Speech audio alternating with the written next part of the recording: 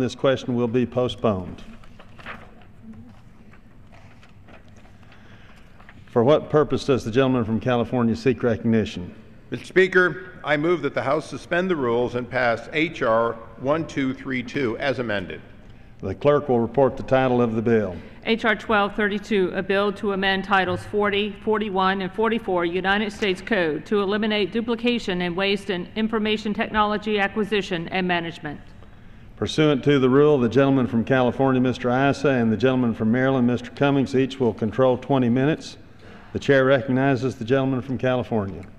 Thank you, Mr. Speaker. I ask unanimous consent that all members may have 5 legislative days within which to revise and extend their remarks and include extraneous material on the bill under consideration. Without objection, so ordered.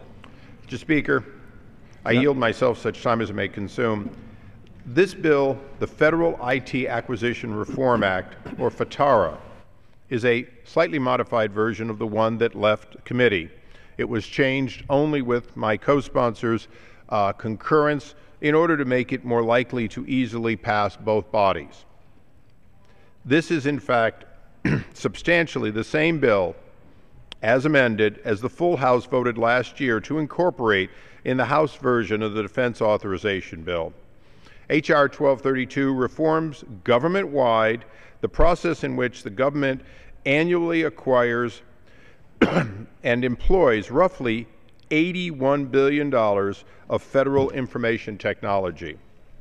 To quote President Obama on November 14, 2013, he stated, and I quote, "One of the things the federal government does not do well is information technology procurement."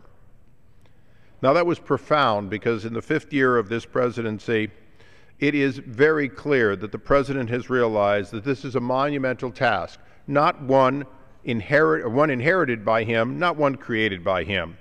There are systematic problems in the way that we procure IT, including the nature of the history of individuals at all levels thinking they can buy something, and often they can.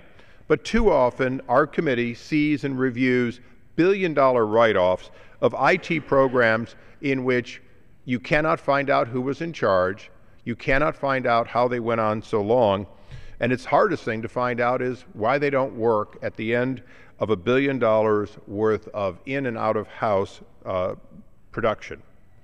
Indeed, industry experts estimate that as much as 25% of the over $80 billion annual expenditure is mismanaged or duplicate investments or simply doesn't come to be used. We need to enhance the best value to the taxpayer, but more importantly, good software saves billions of dollars and countless lives and countless hours if it works. Well, bad or poorly done software can frustrate the American public and often deprive them of the very product or service that they expected to receive.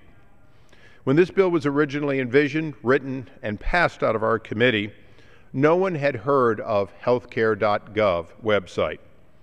Our committee, in fact, had looked at countless other failures within the IT procurement community, including ones at the Department of Defense and others, including ones that occurred under previous presidents.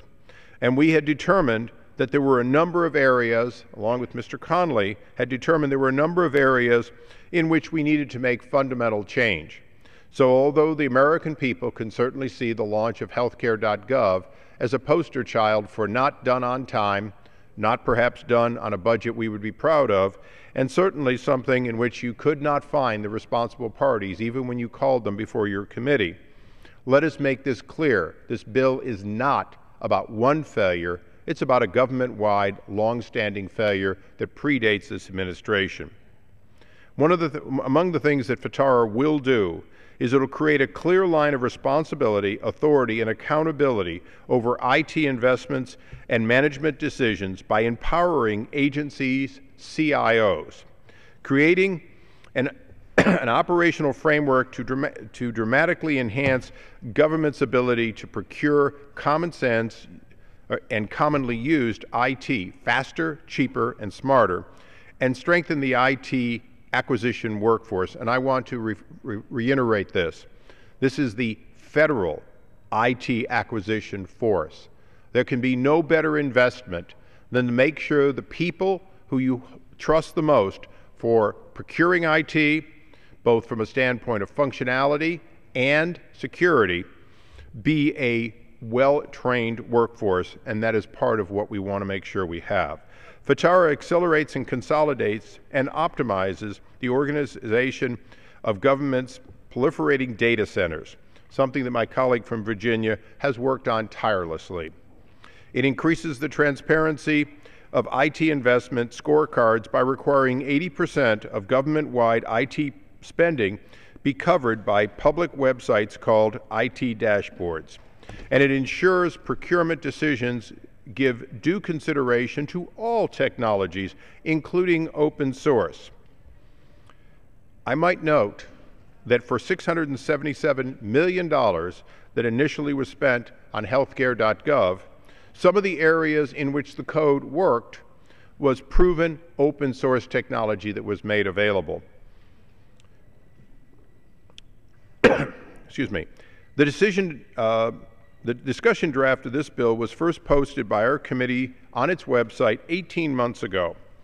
We held 2 full committee hearings on the bill, and the language that has evolved through the course of several rewrites and extensive feedback by the contracting and technology community and experts inside and outside of the government has given us the legislation you see before you today.